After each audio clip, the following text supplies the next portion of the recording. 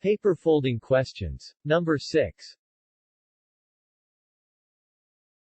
Take a square piece of paper and fold it vertically, from top to bottom. You'll get this. Make a hole in the paper, in the form of a triangle, pointing right. How will the folded piece of the paper look, after being unfolded?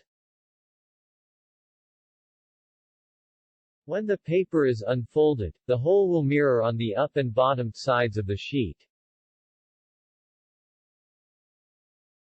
Pay attention, the triangle don't change once the sheet is vertically unfolded.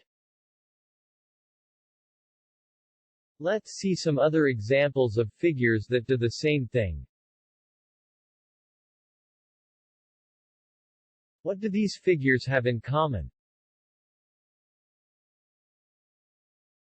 All these figures can be divided into half, so that the two halves match exactly, but only horizontally.